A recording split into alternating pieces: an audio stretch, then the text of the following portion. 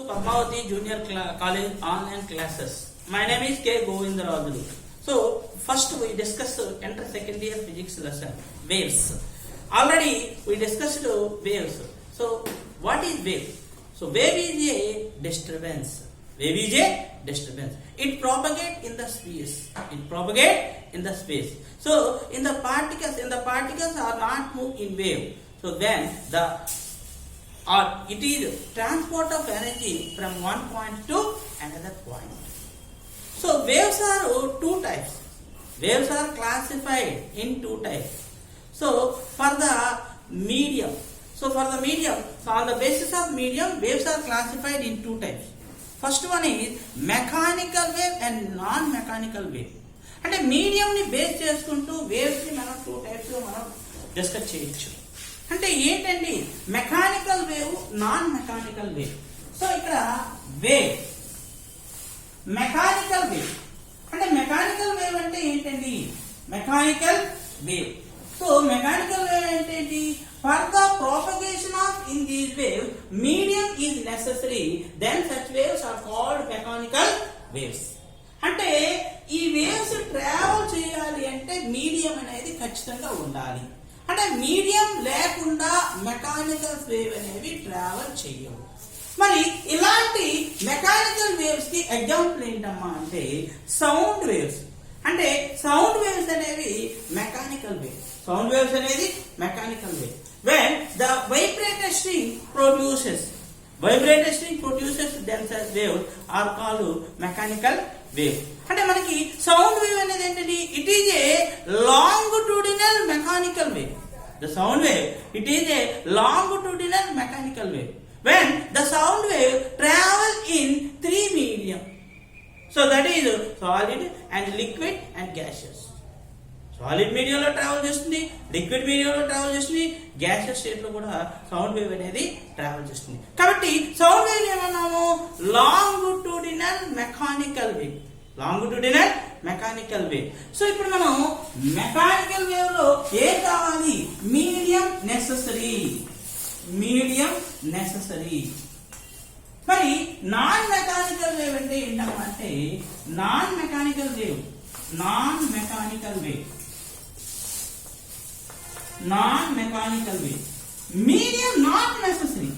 medium not necessary. అంటే medium లేకుండా travel చేసే వేవ్ ఏదైతే ఉందో దాన్ని నాన్ మెకానికల్ వేవ్ గా మనం చెప్తాం అన్నమాట. మీడియం అవసరం లేదు, మీడియం లేకుండానే ట్రావెల్ చేస్తుంది. అంటే ఏంటండి non mechanical wave? Electromagnetic waves అంటే లైట్ వేవ్స్. లైట్ వేవ్ అంటే ఏంటిది? When the light waves, all light waves are come from to sun to earth. Sun నుంచి ఎర్త్ సర్ఫేస్ మీదకి లైట్ వేవ్స్ అలాగే హీట్ రేడియేషన్స్ అనేవి వస్తున్నాయి. సో ఎలా వస్తున్నాయండి అంటే కొంత స్పేస్ లో మనకి ఇక్కడ మీడియం అనేది ఏది కూడా లేకపోయినప్పటికీ కూడా లైట్ వేవ్స్ అనేవి ట్రావెల్ చేస్తున్నాయి. సో ఈ waves electromagnetic waves. So electromagnetic waves, radio waves, light waves, then all the waves are non mechanical waves. అంటే నాన్ మెకానికల్ వేవ్ కి మీడియం అనేది అవసరం లేదు. అంటే మెకానికల్ వేవ్ కి మీడియం అనేది అవసరము, ఇక్కడ మీడియం అనేది అవసరం లేదు. అంటే మెకానికల్ వేవ్ కి మనం ఎగ్జాంపుల్ గా ఏం చెప్పొచ్చు? సౌండ్ వేవ్స్ అనేది మెకానికల్ వేవ్. సౌండ్ వేవ్ అనేది మెకానికల్ వేవ్. అలాగే when the string produced waves, so then the waves are called mechanical wave. మరి నాన్ మెకానికల్ వేవ్ కి ఎగ్జాంపుల్ ఏంటమ్మా అంటే EM waves, electromagnetic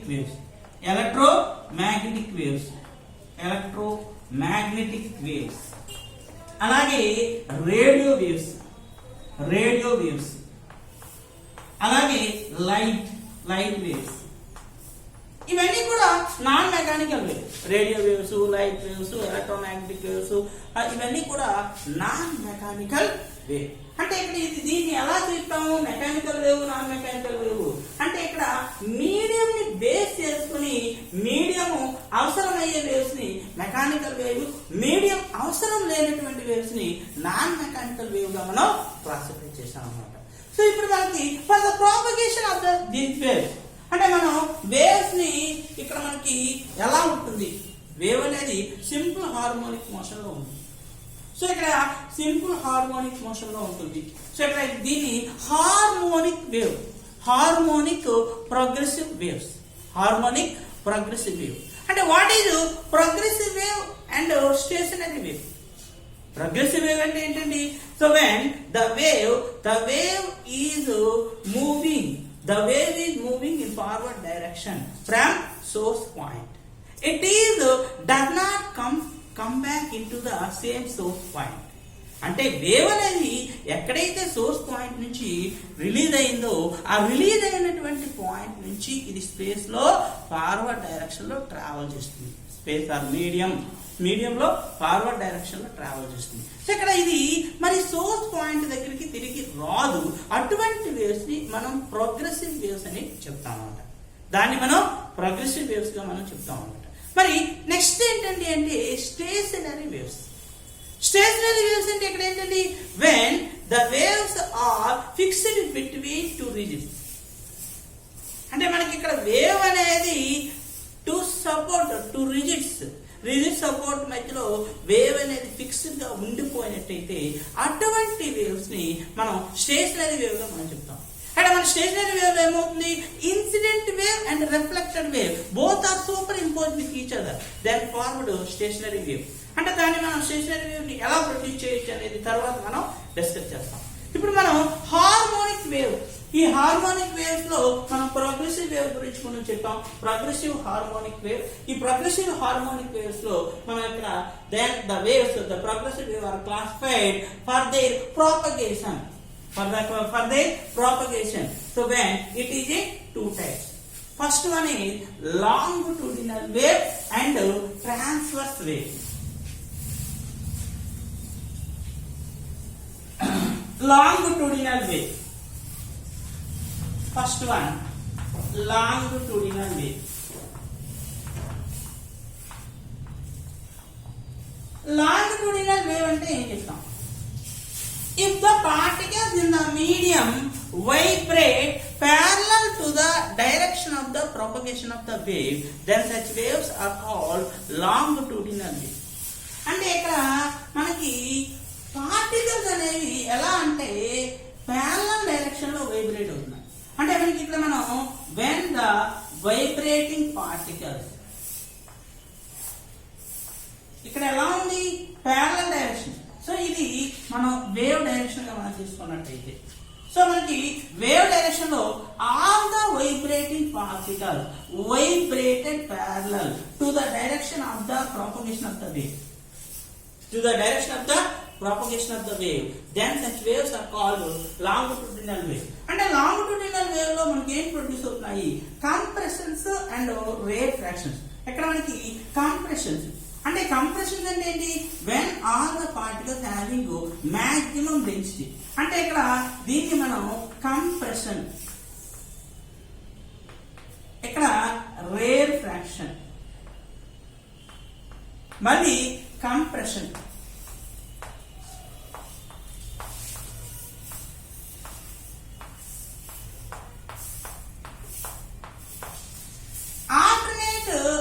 Compressions and rare fractions are produced in these waves.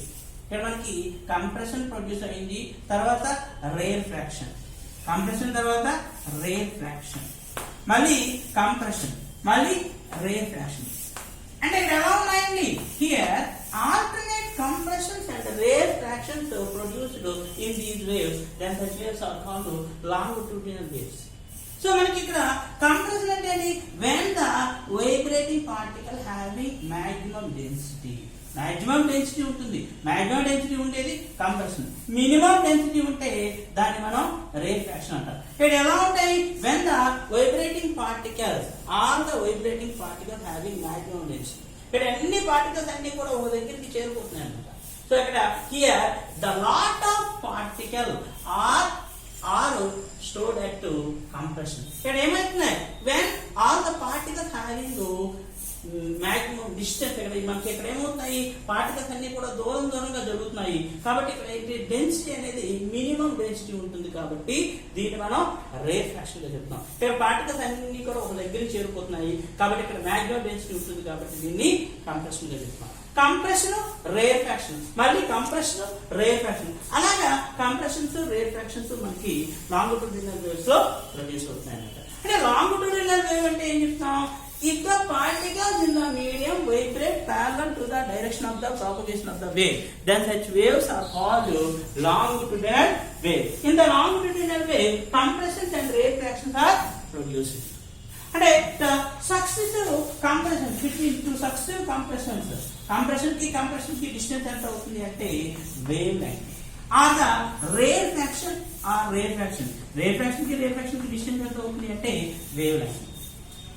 The distance between two successive compressions or the two successive refractions is equals to wavelength.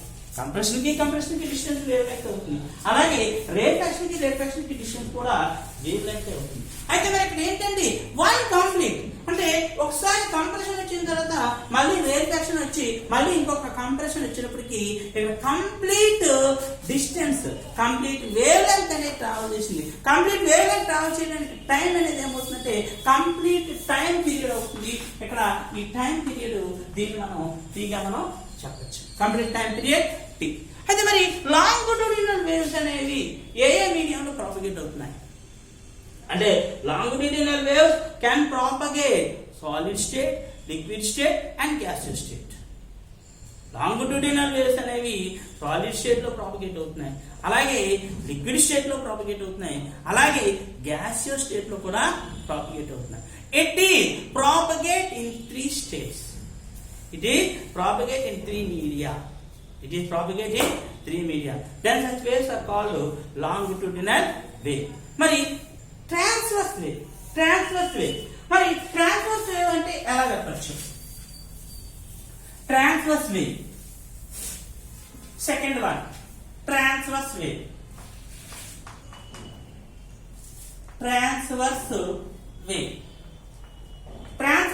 అంటే ఏం చెప్తాం? If the particle in the medium vibrated perpendicular to the direction of the propagation of the wave. If the particle in the medium vibrated perpendicular to the direction of the propagation of the wave, then such waves are called transverse wave. అంటే ఇక్కడ మనకి transverse waves లో ఏమవుతున్నాయి? All the particles in the medium vibrated perpendicular to the direction of the propagation of the wave.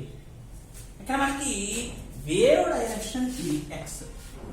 మనకి ఇక్కడ particle vibrating particle ఎలా ఉంది? Here the vibrating particle the particles are vibrated perpendicular to the direction of the propagation of the wave. Then such waves are called transverse wave. అంటే మనకి transverse waves లో మనకి ఏంటండి? So this is displacement, so this is distance on x. So displacement positive, negative positive displacement on positive y axis and negative displacement on negative y axis. Okay, మనకి ఇక్కడ ఎలా ఉంటుంది? Transverse waves లో దేని produce చేయొచ్చు? Crust. దీన్ని ఏమంటాం? Trough. The alternative crusts are alternative troughs. In the transverse wave produced crust and trough, the distance between the two successive crusts or the two successive troughs is equals to wavelength. అంటే crust తర్వాత trough మళ్ళీ crust trough, అలాగా మనకి crust తర్వాత trough మళ్ళీ crust trough, అలాగా transverse waves లో produce అవుతుంది. సో ఇక్కడ ఏంటి? On positive y axis is called then when on the positive y axis displacement particle, the vibrating particle are called crust, and negative y axis vibrating particle are called crust. అంటే negative y axis లో vibrate అవుతున్నటువంటి వాటిని trough అని చెప్తాము, positive y axis లో vibrate అయ్యేదాన్ని మనం crust అని చెప్తాము. సో ఇక్కడ అప్వర్డ్ డైరెక్షన్ లో ఉండే పాజిటివ్, అలాగే డౌన్వర్డ్ డైరెక్షన్ లో ఉండే నెగిటివ్. సో దీన్ని ట్రఫ్ గా చెప్పాం. అంటే the distance between the two successive thrust or the two successive trough is equals to wavelength, one wavelength. అంటే మరి ఒక క్రస్ట్ ఒక ట్రఫ్ కంప్లీట్ అయ్యి ఇక్కడి నుంచి ఇక్కడికి రావడానికి ఇక్కడ ఏమైంది, వన్ కంప్లీట్ ఆసిలేషన్. ఇది ఎలా ఉంది, it is a harmonic progressive wave. Harmonic progressive wave, longitudinal wave అయినా సరే, ట్రాన్స్వర్స్ వేవ్ అయినా సరే, ఇది హార్మోనిక్ ప్రోగ్రెసివ్ వేవ్. అంటే హార్మోనిక్ ప్రోగ్రెసివ్ వేవ్ అంటే ఇక్కడ ఏమైంది, వాట్ ఈజ్ హార్మోనిక్ వేవ్? అంటే హార్మోనిక్ వేవ్ అంటే ఏంటి, when the wave is in a simple harmonic motion from its mean point. అంటే మీన్ పాయింట్ నుంచి రెండు వైపులా కూడా అది మూవ్ అవుతుంది. అంటే ఎలా ఉంటుంది, when the wave is in a to and fro motion about its mean point. when the wave is to and fro motion about its mean point. Mean point కి రెండు వైపులా ఆ వైబ్రేటింగ్ పార్టికల్ వైబ్రేట్ అవుతుంది. ఇక్కడ ఎలా ఉంటుంది అంటే to and fro motion లో ఉంది, కాబట్టి ఇక్కడ దీన్ని హార్మోనిక్ వేవ్ అని చెప్తున్నాం. అంటే మనకి హార్మోనిక్ ప్రోగ్రెసివ్ వేవ్స్ లో మనం ఇక్కడ లాంగిట్యూడినల్ వేవ్ అలాగే ట్రాన్స్వర్స్ వేవ్స్ గురించి చెప్పాం. అంటే ట్రాన్స్వర్స్ వేవ్ అంటే ఏం చెప్పాను, if the particles in the medium vibrate perpendicular to the direction of the propagation of the wave, then such waves are called transverse wave. And the transverse wave produces crest and troughs. The distance between the two successive crusts or the two successive troughs is equal to one wavelength. That is lambda. And ఇక్కడ one wavelength, the complete of one wavelength, the time taken or the time period is capital T. ఒక complete time period అవ్వాలి అంటే ఒక complete wavelength అంటే one oscillation, one complete oscillation. మనం complete oscillation చేసేటప్పుడు తీసుకునేటువంటి time ఏదైతే ఉందో దాన్ని మనం టైం పీరియడ్ గా చెప్పాలి. మరి in the transverse waves are propagate, in the transverse wave are propagate only solid medium. అంటే మనకి సాలిడ్ మీడియం లో మాత్రమే ట్రాన్స్వర్స్ వేవ్స్ అనేవి ప్రాపగేట్ అవుతుంది. And it is propagate on the surface of liquid. Surface of the liquid. కానీ ఇక్కడ ఏమవుతున్నాయి, liquid లోపల travel చేయలేదు. So surface of the liquid మీద మనకి ఇక్కడ ఏంటంటే అంటే ట్రాన్స్వర్స్ వేవ్స్ ప్రొడ్యూస్ చేయొచ్చు. when the transverse wave are propagate in solids, transverse wave are propagate in solids and it is in propagate or in a surface of liquid, but it does not propagate in liquid and gases. It does not propagate in liquids and gases.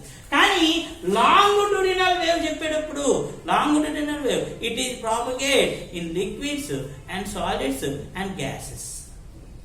Longitudinal wave అనేది liquid లో propagate అవుతుంది, solid లో propagate అవుతుంది, gases లో propagate అవుతుంది.